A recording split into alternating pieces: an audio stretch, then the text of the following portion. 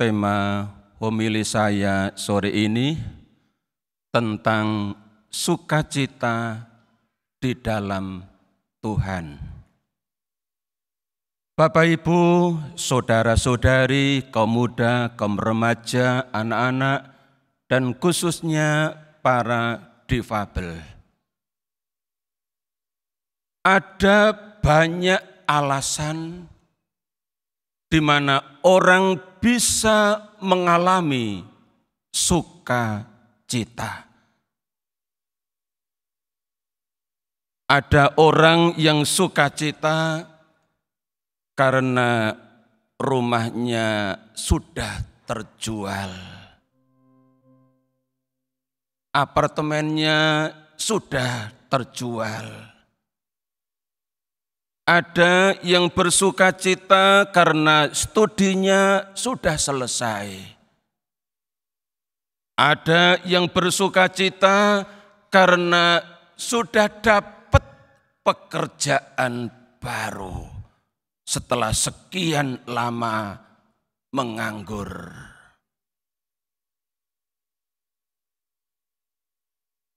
Ada yang bersukacita karena doa-doa permohonan lewat novena sudah terkabul.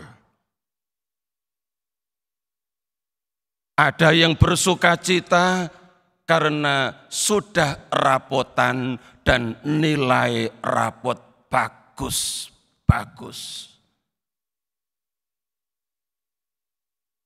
Kemarin saya dilaporin ponaan-ponaan saya yang sudah rapotan dan nilai mereka bagus-bagus. Saya kasih provisiat kepada mereka, tapi secara pribadi saya bersukacita kalau mereka bisa studi dengan baik. Hasilnya menggembirakan orang tua. Masih ada banyak alasan lain di mana kita bisa mengalami sukacita.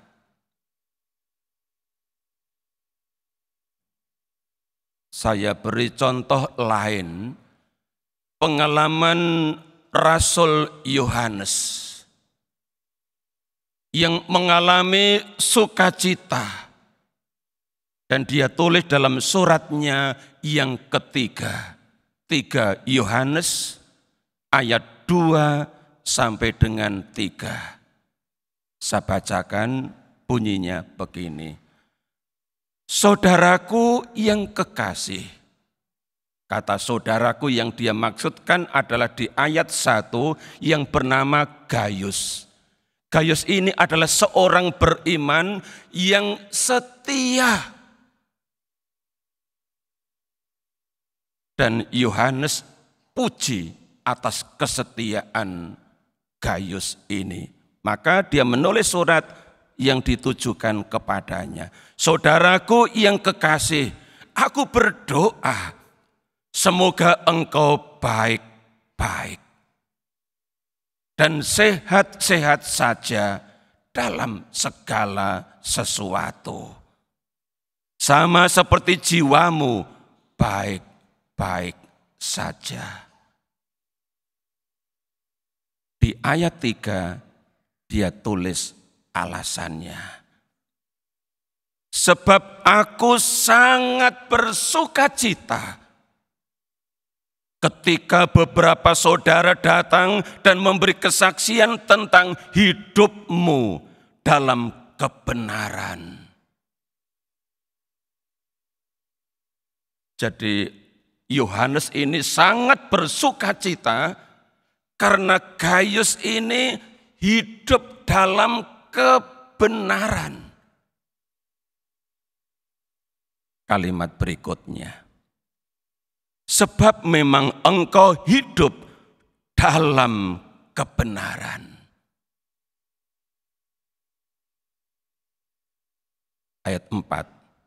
Bagiku tidak ada sukacita yang lebih besar daripada mendengar bahwa anak-anakku hidup dalam kebenaran. Bagi Rasul Yohanes, kalau ada orang yang hidup dalam kebenaran, itu sudah menjadi alasan yang sangat kuat untuk bersukacita.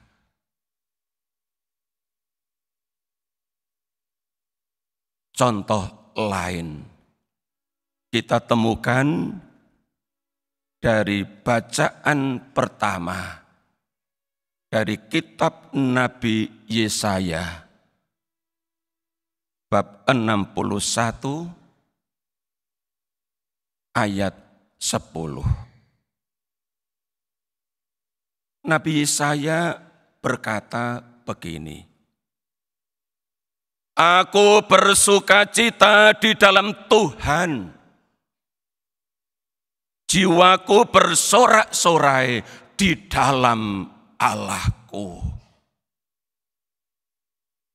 Kata-kata inilah yang kemudian dipilih sebagai refren Mazmur tanggapan Minggu Advent ketiga, Minggu Gaudete, Minggu Sukacita. Masih di ayat 10, Nabi Yesaya ungkap apa yang membuat dia bersukaria. Apa yang membuat jiwanya bersorak-sorai di dalam Allahnya. Dia katakan begini, sebab ia mengenakan pakaian keselamatan kepadaku. Inilah alasan mendasar bahwa Allah telah menyatakan keselamatannya kepadanya sebagai pribadi. Dan pengalaman pribadi akan Allah yang menyatakan keselamatan inilah yang akan dia wartakan sebagai seorang nabi di tengah-tengah umat Israel. Kesaksian hidup. Sebagai seorang yang mengalami Allah, sebagai Allah yang menyelamatkan. Allah yang telah mengenakan pakaian keselamatan di dalam Dia. Bapak Ibu, saudara-saudari yang dikasihi Tuhan, juga para difabel. Menarik untuk mencermati bacaan-bacaan hari ini. Bacaan pertama, Yesaya mengungkapkan hatinya yang bersukaria di dalam Tuhan. Bacaan kedua diambil dari surat pertama Rasul Paulus kepada jemaat di Tesalonika bab 5 ayat 16 dan seterusnya sampai dengan 24. Jika Bapak Ibu saudara-saudari memerhatikan ayat-ayat tadi, mulai dari ayat 16, 17, dan 18, itu 3 ayat pendek. Tapi masing-masing jelas dia omong tentang apa. Ayat 16, Paulus bilang, bersukacitalah senantiasa. Ayat 17, dia bilang, tetaplah berdoa. Dan ayat 18 dia mengatakan mengucap syukurlah dalam segala sesuatu kepada Allah di dalam Kristus Yesus. Sebab itulah yang Dia kehendaki bagi kamu. 3 ayat ini kalau disejajarkan menimbulkan pertanyaan paling tidak dalam diri saya. bagaimana kita bisa tetap berdoa? Jawabannya di ayat sebelumnya dan ayat sesudahnya.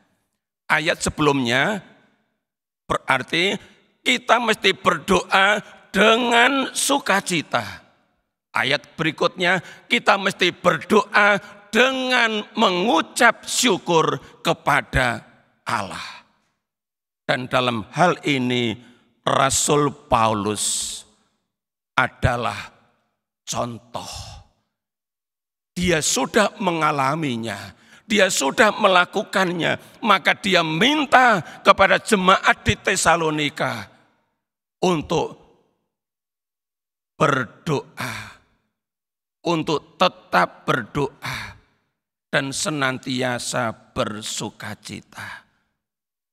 Maka dalam suratnya kepada jemaat di Filipi bab 1 di ayat 2, Rasul Paulus menulis begini.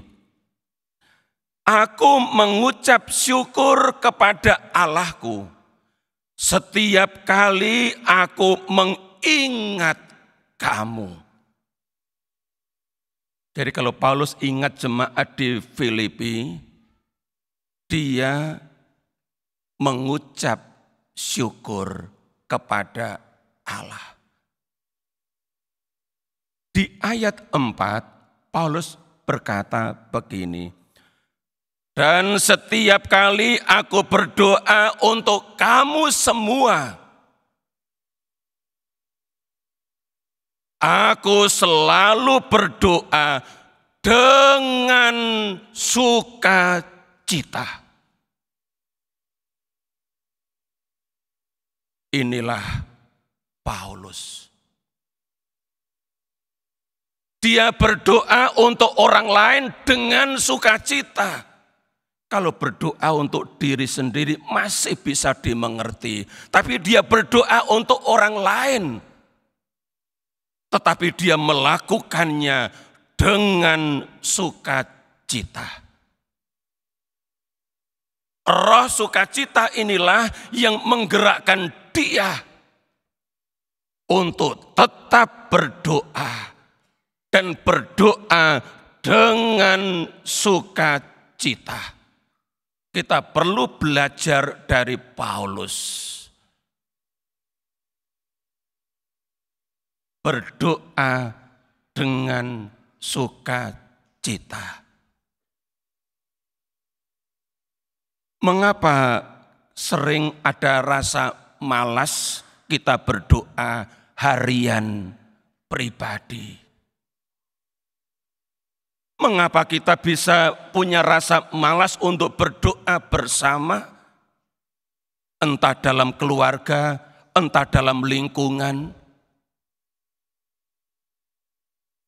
Semua ini bisa dimengerti kalau roh sukacita tidak ada di dalam kita. Kita tidak bisa berdoa seperti Paulus. Berdoa dengan sukacita.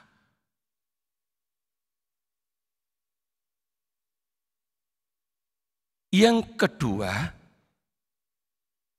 Paulus katakan tadi dalam bacaan kedua, mengucap syukurlah dalam segala hal, sebab itulah yang dikehendaki Allah di dalam Kristus Yesus bagi kamu.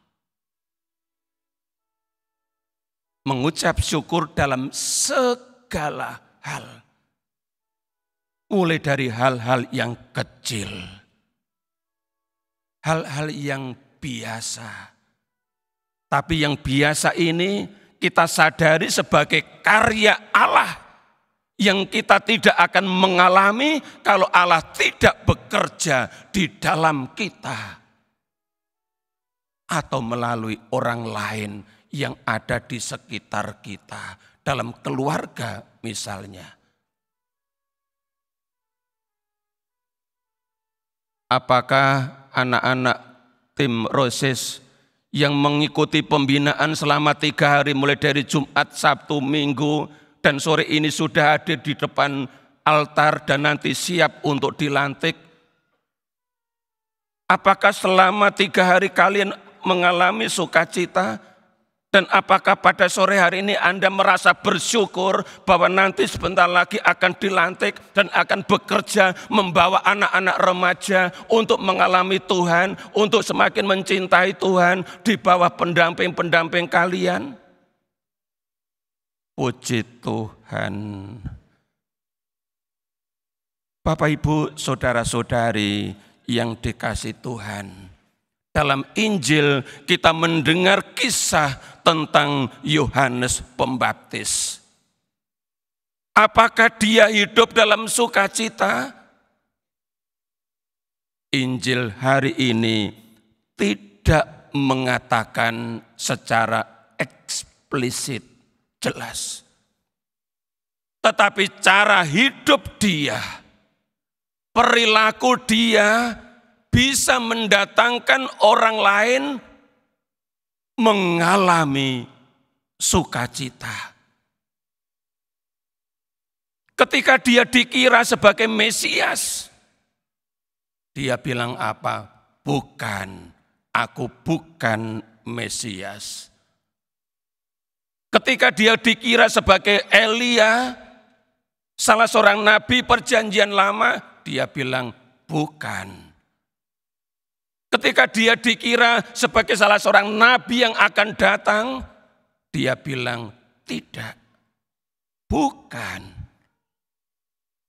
Menariknya bahwa penginjil Yohanes mencatat bahwa Yohanes tidak berdusta. Dia seorang jujur.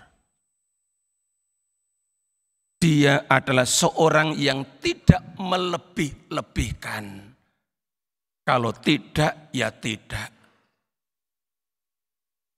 Dan selain itu, dia adalah seorang yang rendah hati. Di ayat 27 dari Yohanes bab 1 dikatakan begini. Membuka tali kasutnya pun aku tidak layak. Ya, membuka tali kasut sang Mesias pun aku tidak layak. Inilah seorang yang rendah hati. Padahal dia seorang hebat. Perintis jalan Tuhan.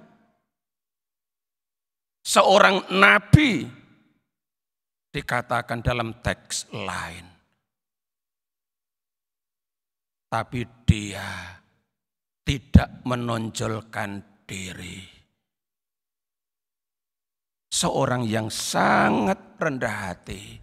Membuka tali kasutnya pun aku tidak layak. Kata-kata Yohanes sungguh menyejukkan, menghibur, meneguhkan. Karena dia omong apa adanya dan benar adanya. Dalam kehidupan di komunitas, dalam kehidupan di lingkungan atau wilayah atau paroki, dibutuhkan orang-orang seperti Yohanes Pembaptis